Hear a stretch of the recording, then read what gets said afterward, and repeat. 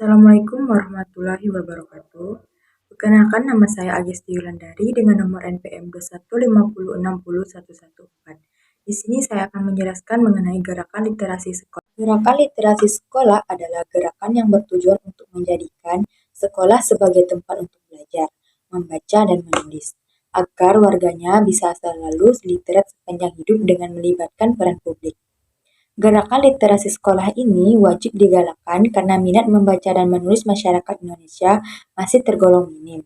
Program literasi di sekolah ini diharapkan mampu membangkitkan minat membaca dan menulis sejak dini. Selanjutnya, tujuan gerakan literasi sekolah dibagi menjadi dua, yaitu tujuan umum dan tujuan khusus. Yang pertama ada tujuan umum. Tujuan umum gerakan literasi sekolah adalah menumbuhkan dan mengembangkan budi pekerti para peserta didik agar menjadi insan literat sepanjang hidup melalui ekosistem literasi yang dibangun dalam gerakan literasi sekolah. Yang kedua, ada tujuan khusus. Tujuan khusus adalah sebagai berikut. 1. Membentuk budaya literasi di lingkungan sekolah. Kedua, meningkatkan insan literat di lingkungan sekolah. Ketiga, meningkatkan pengelolaan pengetahuan di lingkungan sekolah melalui sekolah ramah anak yang menyenangkan. Keempat, menjadi wadah untuk menumbuhkan strategi membaca sehingga keberlanjutan pembelajaran bisa selalu dihadirkan. Selanjutnya, manfaat gerakan literasi sekolah. Manfaat gerakan literasi sekolah adalah sebagai berikut. 1. Memperkaya pengetahuan kosakata. Kedua, meningkatkan pemahaman mata pelajaran bahasa Indonesia.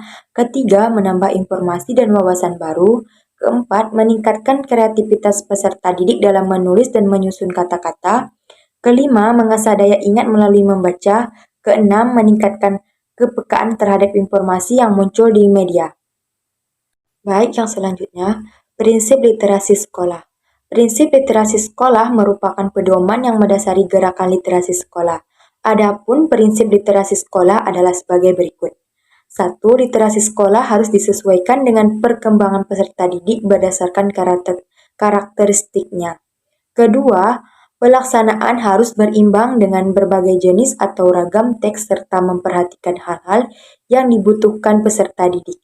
Ketiga, berlangsung secara integrasi dan menyeluruh untuk semua kurikulum. Yang keempat, literasi sekolah harus dijalankan secara berkelanjutan. Yang kelima, literasi harus disertai kegiatan kecakapan dan berkomunikasi secara lisan. Keenam, dilakukan dengan mempertimbangkan keberagaman komponen literasi sekolah. Literasi sekolah terdiri dari 6 komponen.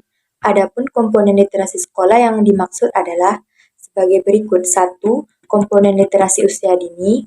Pada komponen literasi usia dini, pihak yang harus ikut aktif berperan adalah orang tua, keluarga, guru, PAUD, dan pengasuh jika ada. Kedua, komponen literasi dasar. Pada komponen literasi dasar, pihak yang harus ikut aktif berperan adalah pendidikan formal. Dan yang ketiga, komponen literasi perpustakaan. Pada komponen literasi perpustakaan, pendidikan formal adalah pihak yang harus ikut aktif berperan. Yang keempat, komponen literasi teknologi. Di era digital seperti sekarang ini, arus teknologi tidak dapat dibendung. Kemampuan literasi setiap anak harus selalu ditingkatkan agar tidak mudah terjerumus dalam hal-hal yang tidak benar. Oleh karena itu, komponen literasi teknologi harus melibatkan peran pendidikan formal dan keluarga. Yang kelima, komponen literasi media. Arus informasi yang disampaikan melalui media tidak bisa diterima mentah-mentah begitu saja. Seringkali bapak atau ibu mendapatkan berita hoaks yang menyesatkan. Oleh karena itu, komponen literasi media ini harus melibatkan pendidikan formal, keluarga, dan lingkungan sosial. Dan yang keenam, literasi visual. Komponen literasi visual membutuhkan peran aktif pendidikan formal dan lingkungan sosial. Pelaksanaan literasi sekolah.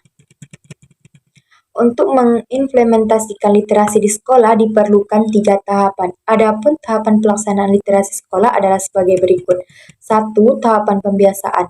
Tahap pembiasaan, kegiatan literasi hanya bertujuan untuk kesenangan. Melalui kesenangan itulah diharapkan bisa menumbuhkan minat membaca dan menulis para peserta didik. Tahap pembiasaan dilakukan dengan dua cara, yaitu membaca nyaring oleh dan membaca dalam hati. Yang pertama ada membaca nyaring. Langkah-langkah yang harus dilakukan guru selama membaca nyaring adalah sebagai berikut. Sebelum membaca, kegiatan sebelum membaca adalah sebagai berikut. Peserta didik diberi buku yang menarik, bermanfaat, dan sesuai dengan perkembangan anak. Guru memberikan pernyataan pembuka tentang buku yang akan dibaca. Saat membaca, kegiatan saat membaca adalah sebagai berikut. Guru membaca isi buku dengan suara lantang, pengucapan jelas dan tidak terlalu cepat.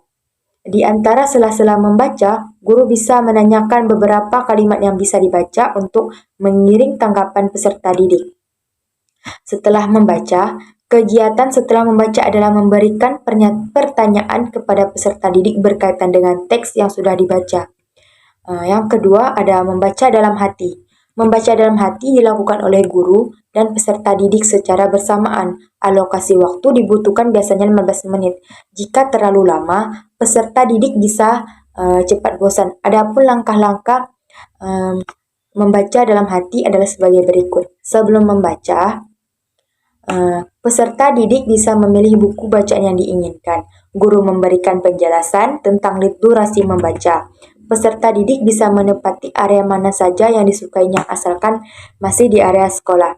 Saat membaca, peserta didik dan guru membaca bersama-sama dalam jangka waktu yang telah ditentukan.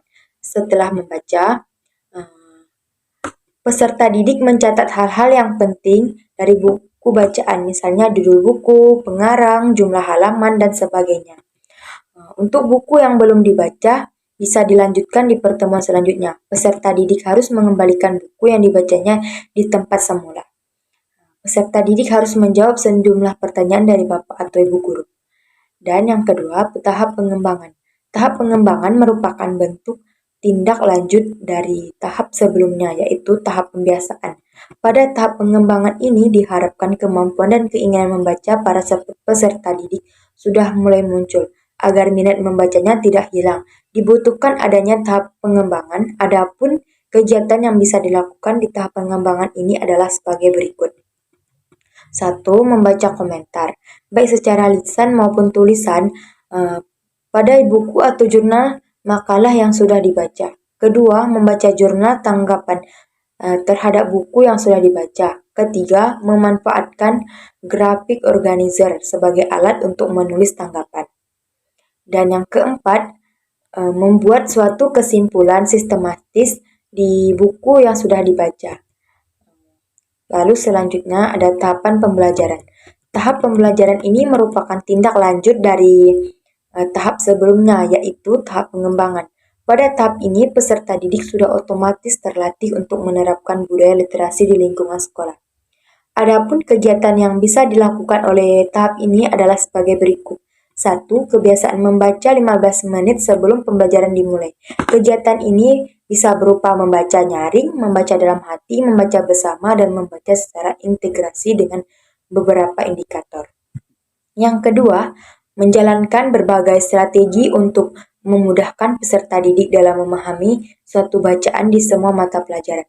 Yang ketiga, memanfaatkan berbagai jenis bacaan, misalkan bacaan cetak, visual, auditori, dan digital. Dengan demikian, peserta didik bisa memperkaya literasinya di luar bacaan pembelajaran. Langkah literasi dalam pembelajaran. Seperti pembahasan sebelumnya, langkah literasi dalam pembelajaran meliputi sebelum, saat, dan setelah membaca. Di sini saya akan menjelaskan langkah literasi yang sebelum. Sebelum membaca, peserta didik akan diberi buku bacaan dan mereka diminta untuk memahami tujuan membaca buku tersebut. Pada tahap ini, peserta didik juga harus mampu memperkirakan isi buku yang akan dibaca. Dan yang kedua, Selama membaca, peserta didik harus bisa mengidentifikasi informasi relevan yang terkandung di dalam bacaan, mencari kata kunci, dan menemukan kosakata baru. Dan yang setelah membaca, peserta didik harus bisa menyimpulkan teks yang sudah dibaca baik secara lisan dan tulisan. Lalu, Apa sajakah kegiatan literasi sekolah? Kegiatan literasi sekolah bisa diisi secara bervariasi bergantung pada kreativitas peserta didik. Lalu apa saja kegiatan literasi sekolah? Yang pertama ada kegiatan wajib kunjung ke perpustakaan. Dan yang kedua, pembuatan mading kelas atau sekolah setiap minggu atau bulan. Membaca buku non-pelajaran sebelum dimulai pembelajaran. Membuat pohon literasi di setiap mading kelas. Kegiatan menghafal kosakata baru dan menuliskannya dalam bentuk kalimat. Mengadakan perlombaan karya literasi setiap satu semester. Dan yang terakhir, membuat perpustakaan mini di dalam kelas. Beserta spot membaca yang cozy atau nyaman. Sekian materi yang dapat saya sampaikan. Selebihnya saya mohon maaf bila ada kekurangan. Wassalamualaikum warahmatullahi wabarakatuh.